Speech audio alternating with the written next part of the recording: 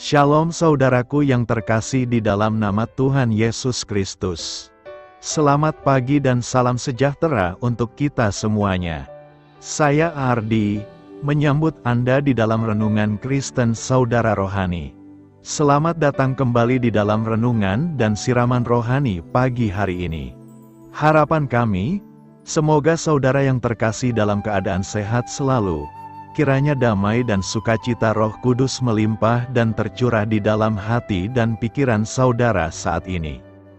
Mari luangkan waktu saudara selama 30 menit ke depan untuk mendengarkan siraman khotbah pagi dan saat teduh bersama kami tim Diakonia Saudara Rohani. Sebelum kita mulai renungan kita pada pagi ini, marilah kita bersama-sama berdoa. Selamat pagi Allah Bapa di surga, Allah Bapa yang ajaib dan perkasa. Allah yang Maha Pengasih dan Maha Baik. Allah yang kami kenal melalui Yesus Kristus penyelamat kami. Terima kasih untuk penjagaan-Mu semalaman, sehingga kami bisa tidur dengan nyenyak. Terima kasih untuk pagi yang indah yang Tuhan sediakan untuk kami. Berkati kami yang ada di sini Tuhan. Berkati semua orang yang kami cintai. Berkati semua orang di sekitar kami, agar kami menerima yang terbaik. Tuhan, kami mau berdoa untuk sahabat, keluarga, dan rekan kami yang sedang sakit.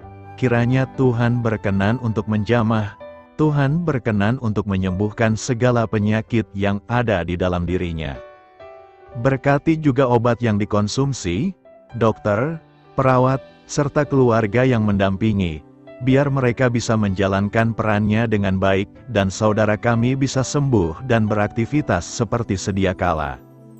Pada hari ini, kami anak-anak-Mu akan melakukan berbagai aktivitas, kami akan bekerja, dan menjalankan tanggung jawab kami, kiranya Kau yang mampukan. Kami serahkan seluruh rencana dan agenda hari ini ke dalam tangan Tuhan. Biar Tuhan yang berkarya dan biarkan semua rencana sesuai dengan kehendak-Mu ya Tuhan Yesus yang baik. Ampuni dosa dan kesalahan kami dan jadikan kami pribadi yang lebih baik setiap hari.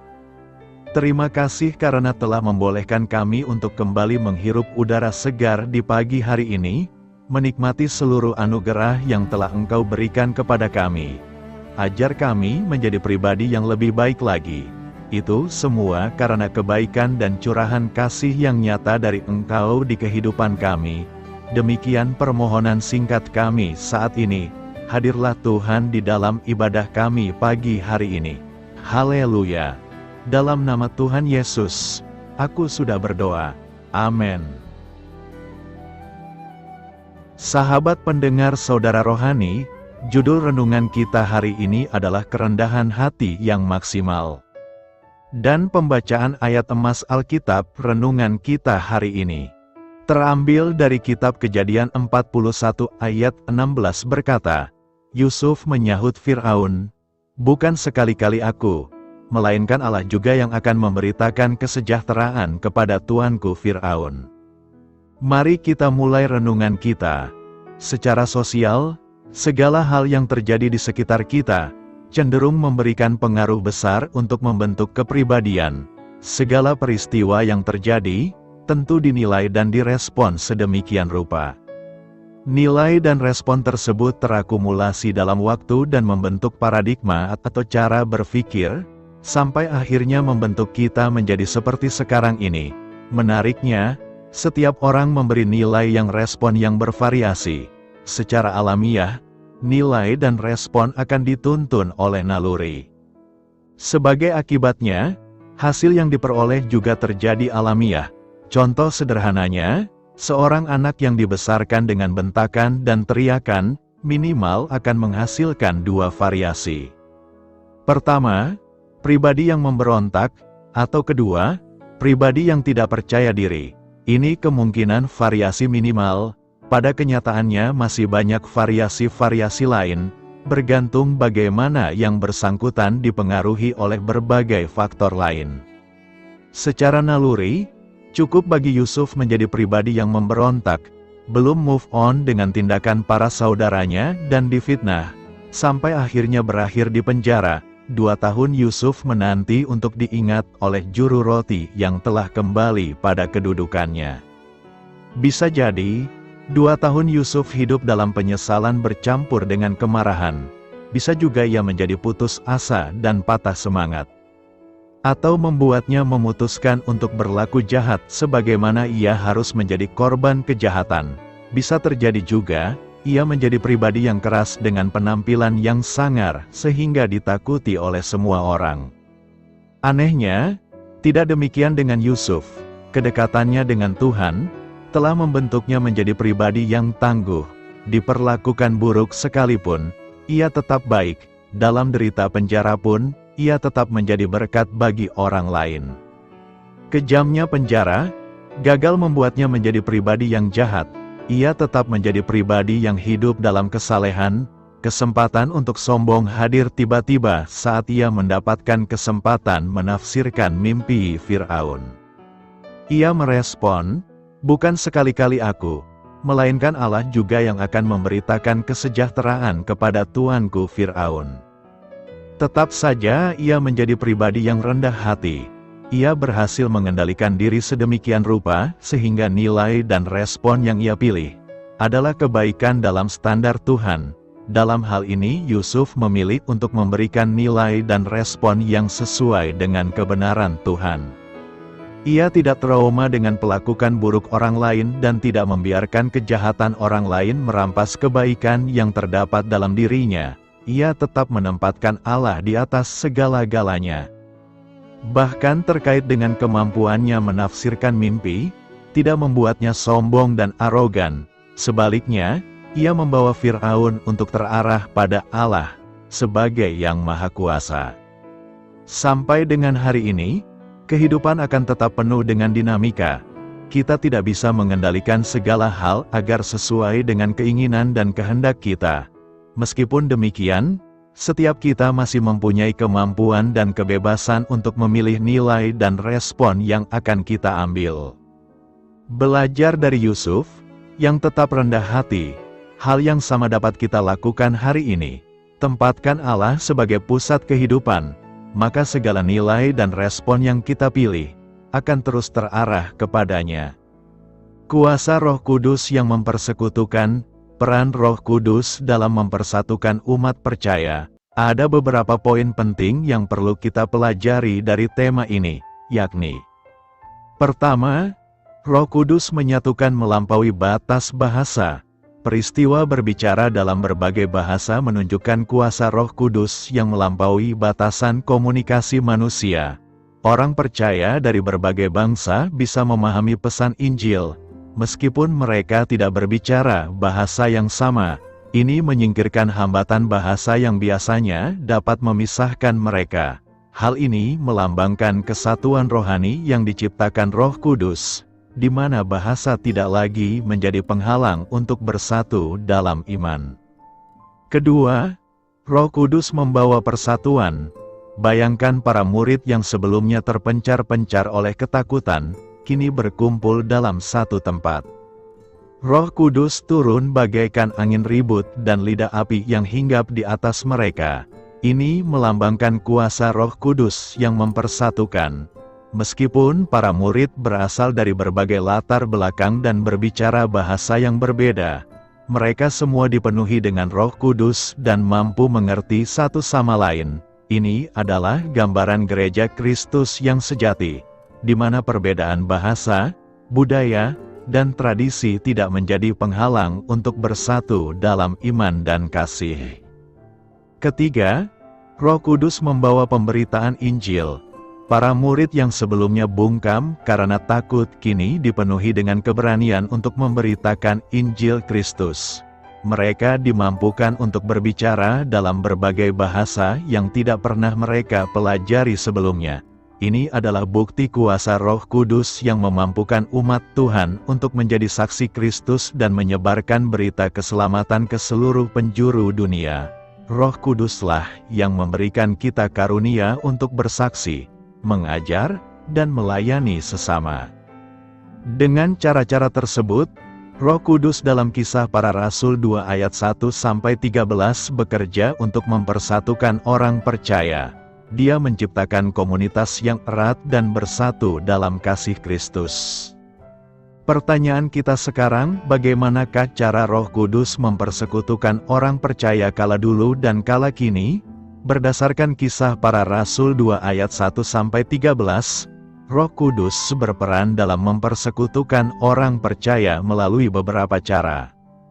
Pertama, Roh Kudus menghilangkan hambatan bahasa. Peristiwa berbicara dalam berbagai bahasa menunjukkan kuasa Roh Kudus melampaui batasan komunikasi manusia. Orang-orang percaya dari berbagai bangsa bisa memahami pesan Injil, menyingkirkan hambatan bahasa yang biasanya dapat memisahkan mereka. Ini melambangkan kesatuan rohani yang diciptakan Roh Kudus, di mana bahasa tidak lagi menjadi penghalang untuk bersatu dalam iman. Kedua, Roh Kudus membangun rasa persaudaraan sejati. Roh Kudus mempersatukan para murid yang sebelumnya takut dan terpencar menjadi satu kesatuan. Mereka mengalami keintiman dan kebersamaan yang kuat, saling mendukung dan menguatkan. Ini menunjukkan bahwa Roh Kudus bekerja dalam hati orang percaya untuk menumbuhkan rasa persaudaraan dan kasih satu sama lain, terlepas dari perbedaan latar belakang. Ketiga, Roh Kudus berperan dalam membuka hati dan pikiran untuk memahami kebenaran firman Tuhan. Meskipun para murid berbicara dalam berbagai bahasa yang tidak mereka pelajari, orang-orang yang mendengar dapat memahami pesan Injil. Ini menunjukkan bahwa Roh Kudus berperan dalam membuka hati dan pikiran untuk memahami kebenaran firman Tuhan. Dengan cara-cara tersebut, Roh Kudus mempersatukan orang percaya dalam Kisah Para Rasul 2 ayat 1-13, menciptakan komunitas yang erat dan bersatu dalam kasih Kristus. Renungkan, apakah yang hendak kita renungkan dan lakukan dalam menerima Roh Kudus? Peristiwa Pentakosta, seperti yang diceritakan dalam Kisah Para Rasul 2 ayat 1-13, kaya akan makna dan menawarkan banyak hal untuk direfleksikan terkait tema, kuasa Roh Kudus yang mempersekutukan. Berikut beberapa poin penting untuk direnungkan. Pertama, persatuan dalam keberagaman. Turunnya Roh Kudus mempersatukan para murid yang sebelumnya terpecah belah oleh rasa takut dan keraguan.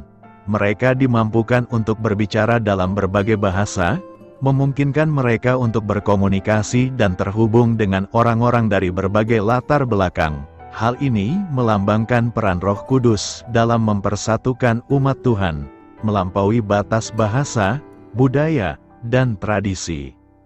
Kedua, pemberdayaan untuk misi. Roh Kudus tidak hanya mempersatukan, tetapi juga memberdayakan para murid untuk melaksanakan misi Yesus. Mereka dipenuhi dengan keberanian dan semangat untuk memberitakan Injil kepada seluruh dunia. Roh Kuduslah yang memberikan kita kekuatan dan karunia untuk menjadi saksi Kristus dan melayani sesama. Ketiga, pemahaman dan transformasi. Ketika para murid berbicara dalam berbagai bahasa, orang-orang dari berbagai bangsa dapat memahami pesan Injil. Hal ini menunjukkan bahwa Roh Kuduslah yang membuka hati dan pikiran manusia untuk menerima kebenaran firman Tuhan. Roh Kudus juga bekerja dalam diri kita untuk membawa transformasi dalam hidup, membimbing kita ke arah kedewasaan rohani. Keempat, dinamika Roh Kudus yang berkelanjutan. Peristiwa Pentakosta bukan hanya peristiwa di masa lampau, tetapi menandakan dimulainya era baru di mana Roh Kudus dicurahkan atas umat manusia. Roh Kudus yang sama masih bekerja di dalam kita saat ini, dengan kuasa yang sama untuk mempersatukan, memberdayakan, dan mentransformasi. Dengan merenungkan makna peristiwa Pentakosta dan kuasa Roh Kudus, kita dapat semakin dimampukan untuk hidup dalam persatuan, melayani Tuhan dengan penuh semangat, dan menjadi saksi Kristus yang membawa damai sejahtera bagi dunia. Peristiwa Pentakosta merupakan pengingat akan kuasa Roh Kudus yang luar biasa untuk mempersatukan, memberdayakan, dan mentransformasi. Karena itu, mari kita membuka hati dan hidup kita untuk dipenuhi oleh Roh Kudus, agar kita dapat menjadi bagian dari komunitas yang penuh kasih dan menjadi saksi Kristus yang sejati di dunia. Menerima hormat dari Tuhan bukan dari manusia. Yohanes 5 ayat 44 berkata, "Bagaimanakah kamu dapat percaya, kamu yang menerima hormat seorang dari yang lain dan yang tidak mencari hormat yang datang dari Allah yang esa?" Manusia memiliki kebutuhan akan penghargaan dan rasa hormat. Hal ini berkaitan dengan status, atensi dan reputasi. Tidak heran kalau ada orang-orang yang menjadi tersinggung dan marah jika apa yang dilakukannya tidak dihargai. Yesus dalam keberadaannya sebagai manusia tidak memerlukan hormat dari manusia. Dia melayani dan berbuat baik kepada manusia karena kasih dan karena melakukan kehendak Allah Bapa di sorga. Ketika dia menyembuhkan seorang yang lumpuh 38 tahun pada hari Sabat, tidak ada penghargaan atau penghormatan yang dia terima. Sebaliknya orang-orang Yahudi malah berusaha menganiaya dia. Tetapi dia tidak berhenti melayani dan berbuat baik sampai tugasnya selesai di dunia ini. Yesus tahu bahwa dia datang dari Allah, karena itu dia tidak membutuhkan pengakuan manusia, apalagi pengakuan dari orang-orang yang tidak mempunyai kasih akan Allah. Kasih akan Allah itulah yang membedakan Yesus dengan orang-orang Yahudi pada zaman itu. Pembicaraan tentang hormat atau kemuliaan di dalam kehidupan manusia merupakan salah satu bagian yang penting. Apalagi dalam kebudayaan Timur sangat mementingkan hormat ini. Kita seringkali mengaitkan kebutuhan untuk dihormati dengan dignitas diri. Orang mencari hormat dengan berbagai macam sarana, dan sarana ini mungkin sebetulnya bukan tujuan goal dalam kehidupannya, hanya semata untuk bisa mendapatkan hormat dari orang lain. Orang mencari kekayaan karena dia pikir dengan kekayaanlah dia akan mendapatkan hormat dari manusia. Mungkin juga bukan soal kekayaan, orang seringkali juga pasang status begini begitu di Facebook untuk bisa lebih mendapatkan hormat dari orang lain. Kalau zaman dulu pasang foto sedang jabat tangan dengan presiden atau jenderal ini itu di ruang tamu. Kita mengaitkan hormat dengan dignitas atau kewibawaan, bahkan mungkin juga dengan identitas.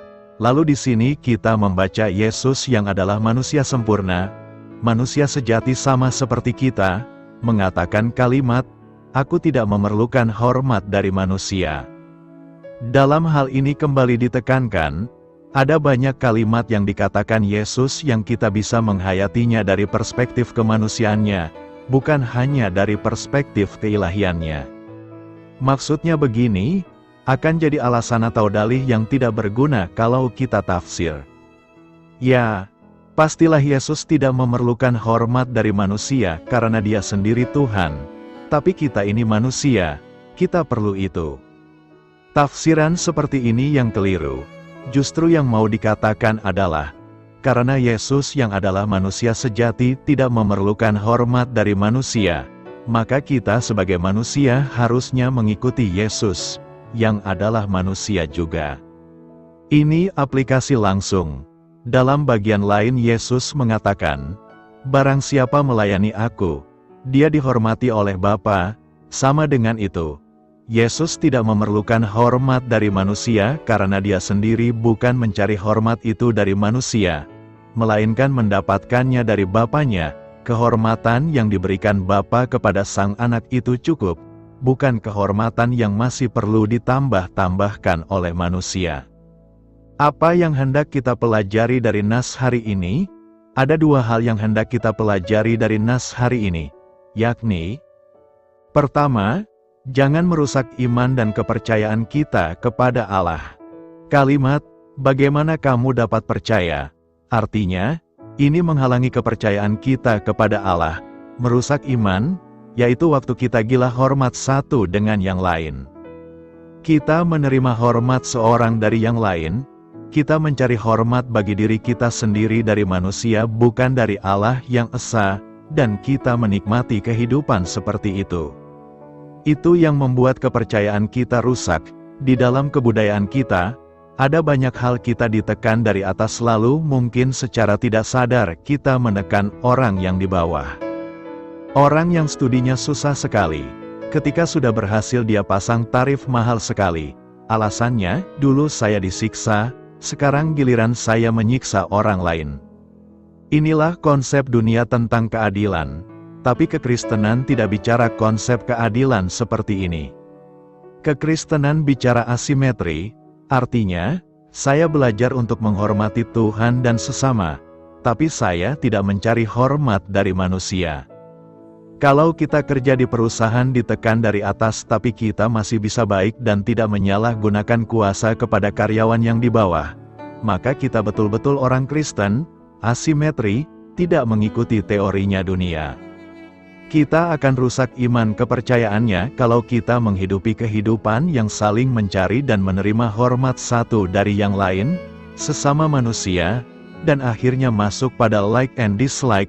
Barang siapa menghormati saya akan menghormati dia. Yang kurang menghormati, saya jadi kurang senang kepada dia.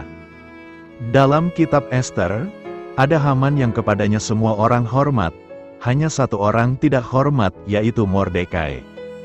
Haman jadi sebel sekali pada Mordekai. Ini orang kurang ajar, semua orang hormati saya, cuma Mordekai satu-satunya yang tidak. Apa dia tidak tahu saya siapa? Kita tidak akan mendapati gambaran seperti ini di dalam pribadi Yesus.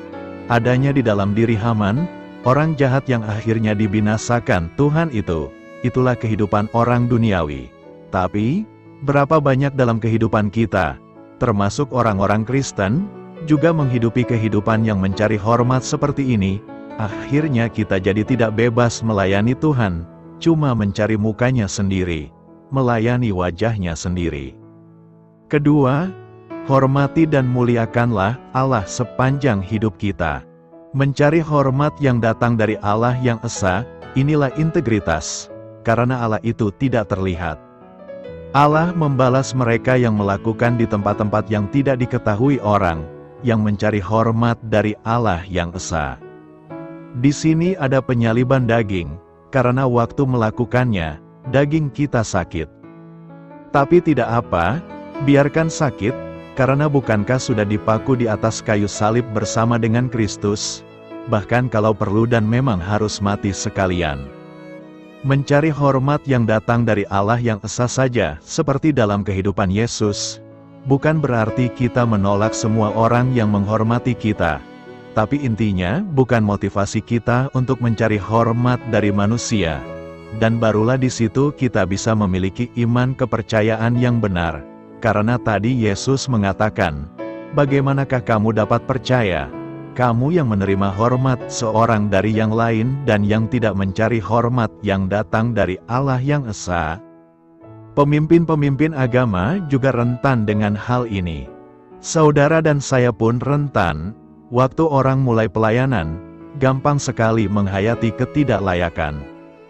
Tapi setelah lama dalam pelayanan, bisa bergeser, kehilangan perasaan ketidaklayakan lalu jadi mengejar hormat, dan mulai masuk dalam gambaran, saya layak dihormati, karena sudah ada track record-nya, track record kesetiaan, track record pelayanan, lalu pelan-pelan jadi sombong tanpa sadar. Menurut ayat ini, hal itu merusak iman kita. Apa aplikasinya kalau kita betul-betul menerapkan ayat ini dalam kehidupan kita? Mencari hormat dari Allah yang esa, termasuk waktu bergumul memilih studi ataupun waktu kita bekerja, yaitu bukan mengejar bagian-bagian yang dihormati manusia tapi mencari hormat yang datang dari Allah. Karena itu, marilah berusaha menghormati Allah yang esa di sepanjang hidup kita. Apa arti Zapenat Paneah dalam Kejadian 41 ayat 45? Kejadian 41 ayat 45 mengatakan, Fir'aun memberi Yusuf nama Zapenat Paneah dan memberikan kepadanya Asnat, anak Potifera, Imam Dion, menjadi istrinya. Arti pasti dari Zapenat Paneah tidak diketahui, dan tidak ada kesepakatan umum di antara para sarjana mengenai artinya. Diperkirakan bahwa Paneah mungkin merujuk pada hidup. atau dukungan kehidupan. Zafenat lebih sulit. Fir'aun memberi Yusuf nama Mesir ini setelah ia menafsirkan mimpi raja dan memberinya nasihat tentang apa yang harus dilakukan terhadap kelaparan yang akan datang. Sebagai bagian dari memasuki dinas Fir'aun, penting bagi Yusuf untuk memiliki nama Mesir, karena ia memiliki jabatan tertinggi selain Raja Mesir. Beberapa terjemahan dari Zafenat Paneah telah diusulkan. Pandangan populer adalah bahwa nama itu berarti dewa berbicara dan dia hidup, varian berlimpah, mengikuti garis yang sama. Menurut The Baker Encyclopedia of the Bible, Zafenat Paneah kemungkinan besar adalah bentuk semitik dari nama Mesir asli yang berarti kata dewa, dia akan hidup. Menerjemahkan Zafenat yang berarti Tuhan berbicara atau kata dewa, tampaknya sejalan dengan pengakuan Fir'aun bahwa Yusuf yang bijaksana memiliki roh Tuhan di dalam dirinya. Pandangan lain tentang arti Zafenat Paneah adalah bahwa nama itu merujuk pada kebijaksanaan Yusuf dalam menafsirkan mimpi. Dalam Antiquities of the Jews, sejarawan Josephus menyatakan bahwa Fir'aun memanggilnya Sotom Paneh, berkenaan dengan tingkat kebijaksanaannya yang luar biasa karena nama itu menunjukkan si pengungkap rahasia, Yusuf, tentu saja, memberikan semua kemuliaan kepada Tuhan atas kemampuannya untuk memahami mimpi Fir'aun. Aku tidak dapat melakukannya, katanya kepada Fir'aun. Tetapi Allah akan memberikan kepada Fir'aun jawaban yang dikehendakinya. Meskipun definisi pasti dari Zafenat Paneah tidak pasti, nama itu berasal dari Mesir, seperti yang dilakukan Nebukadnezar terhadap Daniel dan teman-temannya di Babel. Fir'aun memberi Yusuf nama baru sebagai bagian dari asimilasinya ke dalam budaya dan masyarakat Mesir. Para pahlawan Alkitab ini membuktikan bahwa seorang raja dapat mengubah nama Anda, tetapi ia tidak dapat mengubah karakter Anda. Meskipun telah diberi nama Mesir, Yusuf memisahkan dirinya secara rohani dari budaya Mesir kafir. Fakta bahwa nama Zafenat Paneah disebutkan hanya satu kali dalam kitab suci tampaknya mendukung identifikasi Yusuf yang berkelanjutan dengan warisan Ibraninya dan penyembahannya yang berkelanjutan kepada Tuhan Allah. Kuasa Roh Kudus yang mempersekutukan, kesulitan hidup kadang membuat kita kehilangan rasa percaya diri.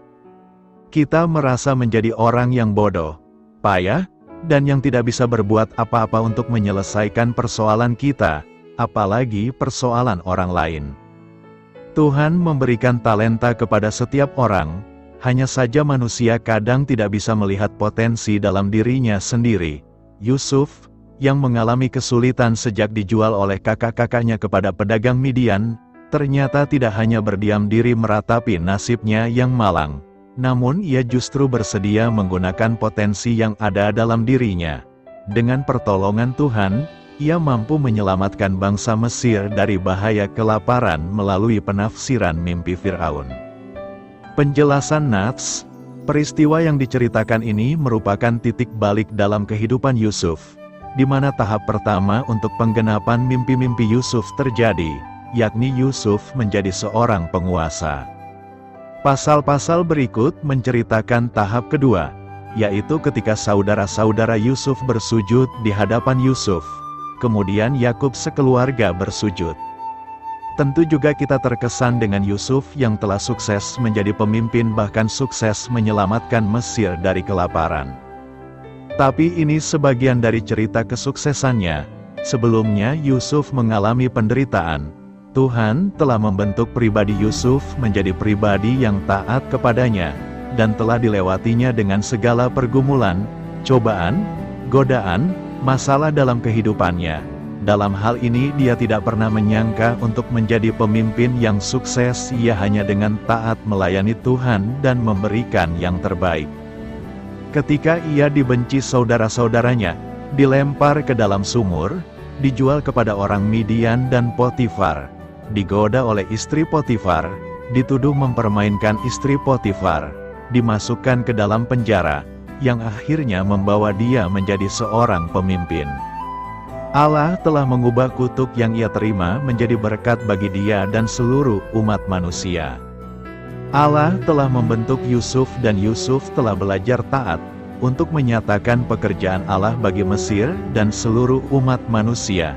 Yusuf telah jauh pergi dari rumah bapaknya, menanggung banyak penderitaan dan cobaan. Yusuf sendiri mengatakan, Allah telah membuat aku lupa sama sekali kepada kesukaranku dan kepada rumah Bapakku, seperti sang anak meninggalkan bapa yang mengasihi dia untuk mengorbankan dirinya bagi umat manusia. Pada akhirnya, semuanya itu dinyatakan sebagai rencana Allah untuk menyelamatkan umatnya. Dalam perikop ini, kita melihat bagaimana Yusuf mulai berperan besar dalam misi Allah oleh karena kebijaksanaan dari Roh Allah. Lebih lagi pemahaman Fir'aun, dia seorang politeis, dan pada saat ini sama sekali belum mengenal Yusuf atau Allah yang dipercayai Yusuf. Kemungkinan besar yang dia maksud ialah roh dari dewa-dewa, atau roh ilahi, mengingat bahwa kata Elohim berbentuk jamak sehingga dapat berarti dewa-dewa. Namun, kita memahami apa yang dirujuk oleh roh di sana dalam terang penyataan seluruh Alkitab, yang memampukan Yusuf menjadi orang bijak tidak lain dari Roh Kudus yang turun ke atas Yesus dan kemudian ke atas kita, murid-muridnya, sejak hari Pentakosta. Makanya, kita dapat mengangkat Yusuf sebagai teladan. Teladan bukan hanya dalam soal bertindak bijak. Kisah Yusuf mencerminkan pola hidup yang terdapat dalam seluruh Alkitab. Yusuf berjalan dari anak emas menjadi budak, menjadi penguasa Mesir. Fir'aun mengetahui bahwa apa yang Yusuf ketahui itu semua dari Allah, dan Fir'aun seolah di awal seperti meragukan apa yang dimiliki oleh Yusuf, orang yang dipenuhi oleh Roh Allah. Namun Fir'aun akhirnya mempercayainya dan mengatakan ayat 39-41, kata Fir'aun kepada Yusuf, oleh karena Allah telah memberitahukan semuanya ini kepadamu, tidaklah ada orang yang demikian berakal budi dan bijaksana seperti engkau. Engkaulah menjadi kuasa atas istanaku, dan kepada perintahmu seluruh rakyatku akan taat, hanya takhta inilah kelebihanku daripadamu. Selanjutnya Fir'aun berkata kepada Yusuf, dengan ini aku melantik engkau menjadi kuasa atas seluruh tanah Mesir. Bahkan Fir'aun begitu mempercayai Yusuf dan semuanya diserahkan kepada Yusuf dan ia diberikan kepercayaan. Bahkan, kemudian Fir'aun mengangkat Yusuf menjadi penguasa kedua di Mesir. Setelah dirinya, Yusuf dipercaya untuk mengatur pemerintahan, pertanian, dan segala sesuatu di Mesir. Ia diberi gelar Zafnat Paaneah. Ini buah dari keberhasilan Yusuf. Ketika Yusuf bergantung kepada Allah, ketika ia sabar pada waktu menderita, ketika ia sabar menunggu waktunya Allah. Sementara itu Yusuf juga belajar banyak hal, seperti mampu menafsirkan mimpi dan mampu memanajemen situasi pada saat itu. Sehingga pada waktu Raja Fir'aun langsung melihat kebijaksanaan yang ada pada diri Yusuf, dan Fir'aun percaya bahwa Yusuf dipenuhi oleh Roh Allah. Renungkan, Roh Allah yang mempersekutukan, melalui Yusuf kita melihat betapa besar kuasa Roh Allah yang ada dalam dirinya yang mampu untuk memberikan ia talenta dan ia mampu mengetahui talenta yang ia miliki dan ia memperdalam itu. Dari sikap ketaatan dan selalu berserah kepada Allah ia mampu menafsirkan mimpi dan mampu mengelola masalah yang terjadi. Dari hal ini juga seorang yang awalnya tidak mempercayai Allah mampu mempercayai Allah dengan melihat kebijaksanaan yang dimiliki oleh Yusuf. Melalui Yusuf, Fir'aun mempercayai Allah. Melalui Roh Allah yang ada Yusuf mampu mempersekutukan Fir'aun dengan Allah. Seperti Yusuf yang selalu melakukan segala sesuatu dengan sungguh-sungguh. Ia melakukannya dengan serius seperti untuk Tuhan. Akibatnya hidupnya menjadi saksi bagi banyak orang seperti hal kepada Fir'aun. Dan pada akhirnya Tuhan mempercayakan bangsa Mesir baginya. Untuk itu, apapun yang kita lakukan, lakukanlah dengan segenap hati seperti kita melakukan untuk Tuhan, dan selalu memohon kekuatan kepada Roh Kudus. Ia menuntun dan membimbing kita dalam melakukan hal yang sesuai dengan kehendak-Nya dan mampu mewujudkan persekutuan di dalam Tuhan. Melalui sikap yang dimiliki Yusuf dan Firaun, sikap yang bagaimana dapat kita terapkan dalam kehidupan kita sehari-hari. Kuasa Roh Allah yang mempersekutukan, apa yang dapat kita lakukan dalam mewujudkan hal ini? Karena ketulusanku, Mazmur 41 ayat 13 berkata, "Tetapi aku, Engkau menopang aku karena ketulusanku, Engkau membuat aku tegak di hadapan-Mu untuk selama-lamanya." Kata ketulusan dalam terjemahan bahasa Inggris adalah integrity atau integritas. Daud sang pemazmur menyatakan bahwa integritasnya yang membuat dia bertahan ada di hadirat Allah dan bisa melayani Tuhan. Integritas adalah mutu, sifat, atau keadaan yang menunjukkan kesatuan yang utuh sehingga memiliki potensi dan kemampuan yang memancarkan kewibawaan, kejujuran, ketulusan, kredibilitas. Integritas adalah sebuah istilah teologis untuk menunjukkan kemurnian dan kejujuran sebagaimana manusia diciptakan dalam rupa dan gambar Allah. Dalam konteks etika, integritas adalah ketaatan dalam prinsip dan karakter moral yang dibentuk oleh hati nurani Kristen. Role model manusia yang berintegritas tinggi adalah Tuhan Yesus sendiri.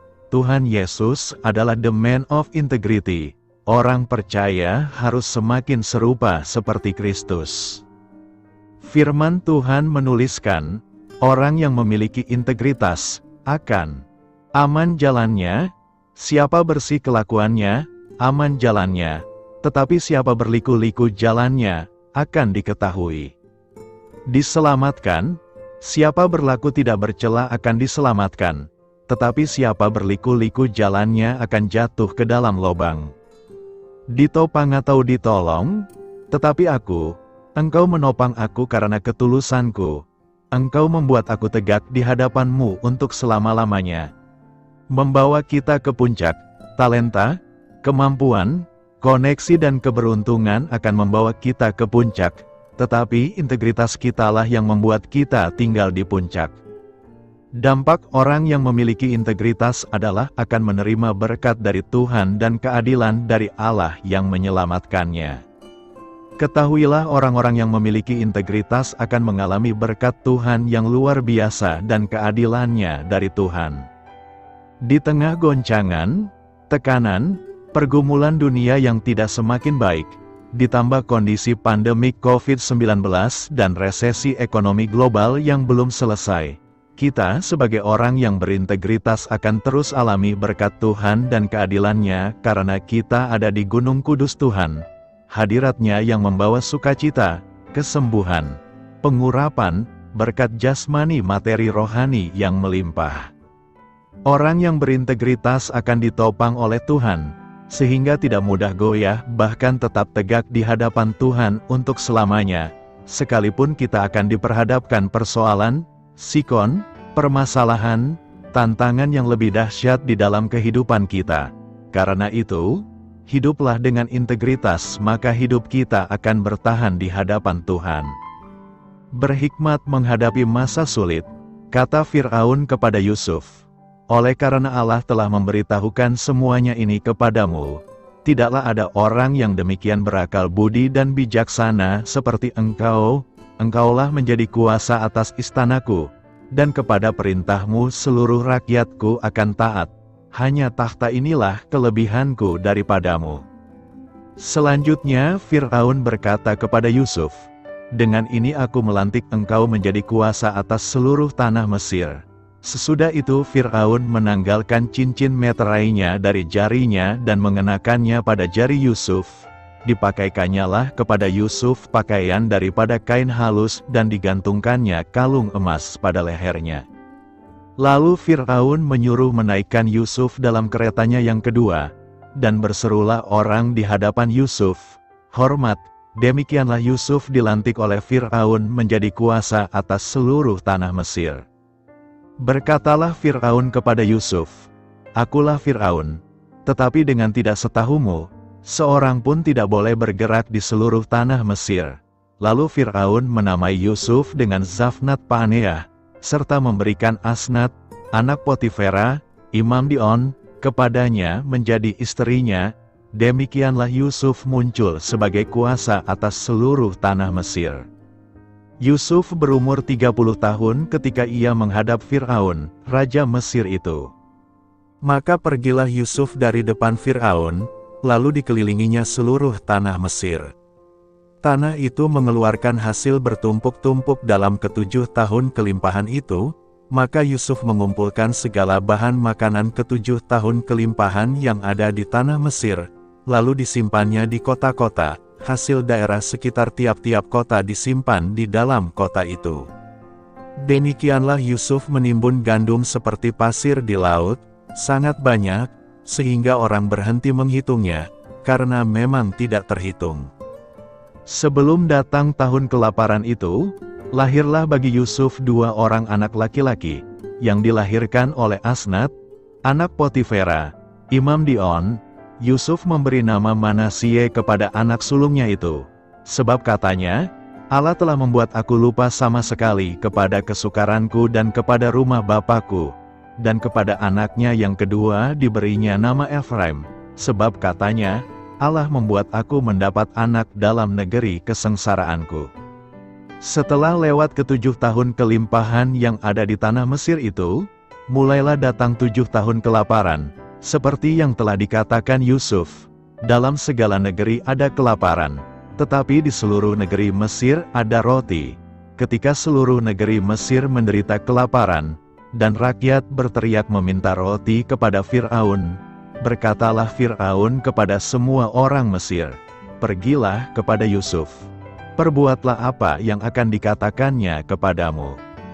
Kelaparan itu merajalela di seluruh bumi, maka Yusuf membuka segala lumbung dan menjual gandum kepada orang Mesir, sebab makin hebat kelaparan itu di tanah Mesir. Juga dari seluruh bumi datanglah orang ke Mesir untuk membeli gandum dari Yusuf, sebab hebat kelaparan itu di seluruh bumi. Demikian sabda Tuhan. Yesus berkata, berbahagialah setiap orang yang mendengarkan firman Allah dan yang memeliharanya. Bapak, Ibu, saudara-saudara yang dikasihi Tuhan, Shalom. Tema khotbah yang akan kita renungkan saat ini adalah berhikmat menghadapi masa sulit. Bapak, Ibu, saudara-saudara yang dikasihi Tuhan, sejarah manusia selalu menunjukkan bahwa terdapat saat di mana krisis mengancam kehidupan manusia. Kita sekarang berada dalam krisis hebat karena COVID dan Alkitab juga sudah meramalkan jauh sebelumnya dalam pengkhotbah 3. Bahwa hidup manusia akan diselang-seling oleh kebahagiaan dan kesukaran. Segala sesuatu ada masanya, ada waktunya, ada saat tertawa, ada saat menangis, ada waktu meratap, juga ada waktu untuk menari.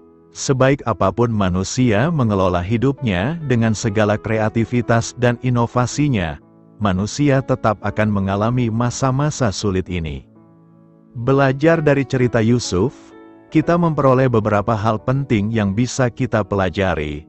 Pertama, saudara-saudara, bahwa krisis tidak boleh hanya dipandang dari sisi negatifnya atau sisi buruknya. Seringkali kita selalu berpikir atau melihat krisis itu dari hal-hal yang menghancurkan, hal-hal yang mengancam kehidupan kita. Saudara-saudara, kita bisa belajar dari cerita kehidupan Yusuf, bahwa tidak selalu krisis itu menghancurkan manusia. Dalam cerita ini, krisis justru membawa Yusuf dari lubang pembuangan oleh saudara-saudaranya kepada posisi penting di istana. Krisis justru membawa Yusuf dari posisi seorang narapidana di penjara menjadi orang penting nomor 2 setelah Fir'aun, dan ini menolong kita yang mengalami krisis untuk percaya bahwa dalam segala dimensi negatifnya, dalam kekuasaan dan pertolongan Tuhan, seseorang bisa berpindah dari posisi-posisi seperti narapidana ke posisi-posisi penting seperti istana. Allah sekali lagi bisa mengangkat kita dari lubang krisis ke dalam hal-hal yang lebih baik dalam hidup kita, kalau Ia berkehendak. Yang kedua, saudara-saudara, dalam cerita Yusuf kita belajar bahwa Tuhan menggunakan krisis yang dialami Yusuf selama 13 tahun supaya dia menjadi crisis solver. Tuhan menggunakan masa krisis dalam hidup Yusuf supaya dia mampu memberi solusi baik krisis yang dialami oleh bangsa Mesir. Kita semua tahu cerita Yusuf. Dia dijual oleh saudara-saudaranya, dibuang dulu ke lubang, kemudian dijual ke orang Midian, lalu menjadi budak di rumah Potifar, lalu menjadi narapidana. Alkitab mengatakan 13 tahun ia mengalami kesengsaraan dalam hidup. Tetapi Allah menggunakan krisis ini untuk memberi pelajaran kepada kita dan Yusuf bahwa Allah mengizinkan hal-hal sulit dalam hidup kita. Allah mengizinkan krisis terjadi dalam hidup Yusuf supaya ia dapat menjadi orang yang dapat memberi jawab terhadap krisis dan mengantisipasi krisis yang akan ia alami. Kita belajar dari bacaan ini. Yusuf memberi solusi 14 tahun untuk mengatasi krisis yang dihadapi oleh bangsa Mesir. Yang ketiga, saudara-saudara, dari cerita Yusuf kita belajar bahwa krisis tidak boleh mengakibatkan orang percaya kehilangan visi. Penjara tidak boleh membuat orang-orang percaya kehilangan visi. Posisi narapidana tidak boleh membuat orang-orang percaya kehilangan visi. Poin keempat, saudara-saudara, yang bisa kita pelajari dari pembacaan kita, cerita Yusuf juga mengajarkan bahwa memiliki visi saja tidak cukup. Setelah Yusuf tahu apa visinya untuk 14 tahun ke depan, Yusuf juga merinci tindakan-tindakan apa yang harus ia lakukan untuk menerimakan visi itu dalam bentuk langkah-langkah konkret yang harus diambil oleh bangsa Mesir. Dan Firaun, dalam cerita kita menuruti apa yang diambil oleh Yusuf untuk menghindari krisis yang mungkin terjadi saat 7 tahun kelaparan. Saudara-saudara, ini penting, sebab, dalam kenyataannya, kita terlalu sering baru menghadapi krisis, manakala krisis itu datang menghantam dan ketika krisis sudah terjadi. Kenapa pertimbangan antisipasi ini penting, saudara-saudara? Oleh karena dalam kenyataan kita, biaya untuk menghadapi krisis selalu lebih besar daripada menghadapi krisis. Lebih baik mencegah krisis datang daripada menunggu datang. Baru kita mengeluarkan banyak biaya untuk menghadapi krisis. Dan itu pengalaman kita setiap hari. Dan yang terakhir, saudara-saudara, narasi Yusuf juga menunjukkan kepada kita berkaitan dengan COVID yang kita alami. Banyak orang menjadi miskin, banyak orang menjadi lapar, banyak orang menjadi susah. Cerita Yusuf menolong kita untuk mengerti bahwa dalam sejarah dunia ada waktu di mana 7 tahun orang tanpa makanan, 7 tahun orang tanpa produksi, pertanian tidak menghasilkan, sistem ekonomi tidak berjalan, tapi masalah yang dihadapi Yusuf dan kawan-kawan di Mesir pada waktu itu ialah kemampuan mereka untuk mengelola krisis. Itu sebabnya 7 tahun kelaparan itu tidak menghantam mereka. Kenapa? Karena mereka punya cara untuk mengantisipasi. Saudara-saudara, saya berkeyakinan kalau kita belajar dari Yusuf, maka seharusnya dunia tidak kelaparan meskipun dunia dihantam COVID. Kenapa? Karena kita belum 7 tahun seperti Yusuf. Yusuf sudah 7 tahun tetapi mereka bisa mengatasinya. Tidak ada orang kelaparan. Makanan tersedia. Bagaimana dengan kita?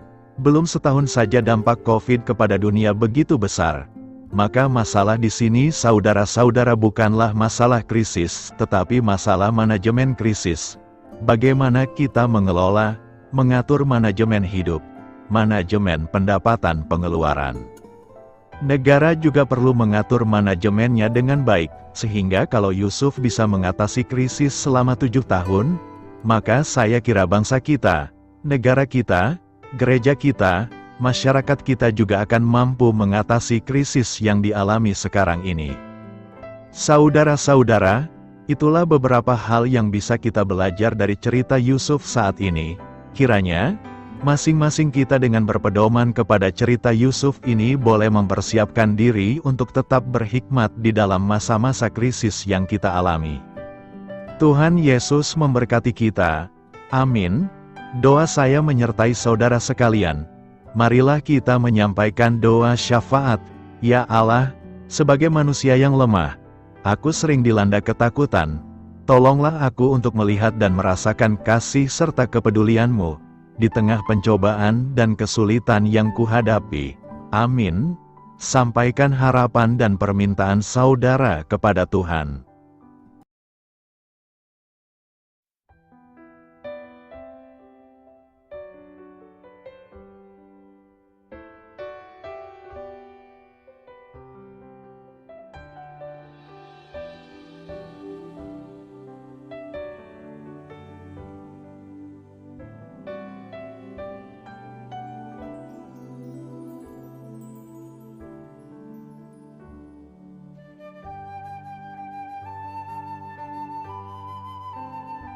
Marilah kita renungkan sahabat saudara rohani. Demikianlah renungan firman Tuhan pagi hari ini. Semoga menjadi berkat dalam hidup kita. Dan sebelum kita memulai segala aktivitas kita pagi hari ini, marilah kita berdoa. Selamat pagi Bapa, malam hari telah berganti pagi. Kehidupan baru telah Engkau berikan kembali bagi kami. Bapa Surgawi, tolonglah aku menyadari kebutuhan orang lain, supaya aku dapat membagikan apa yang telah Engkau berikan kepadaku. Pada saat aku membutuhkan, berilah aku keyakinan bahwa Engkau akan mencukupkanku, melalui orang-orang yang mengasihi-Mu, bukan karena kami pantas atau layak, namun karena kasih karunia-Mu kami boleh ada, sebagaimana kami ada di pagi hari ini. Terima kasih Tuhan, atas kesempatan baru yang telah Tuhan berikan kepada kami, untuk bisa memperbaiki diri agar kami bisa lebih layak di hadapan-Mu. Hari ini kami serahkan semua perkara dan kesulitan yang akan kami lalui ke dalam tangan-Mu. Biarkanlah kami bisa memuliakan-Mu dalam segala aktivitas yang akan kami lakukan. Amin. Biarlah firman Tuhan menjadi pengingat untuk kita semua, bahwa tuntunan dari Roh Kudus akan selalu memberi jalan keluar bagi setiap permasalahan hidup kita, dan memberi kedamaian di hati kita. Sampai jumpa di renungan pagi saudara rohani berikutnya. Kiranya Tuhan selalu memberkati saudara semua hari ini. Amin. Shalom.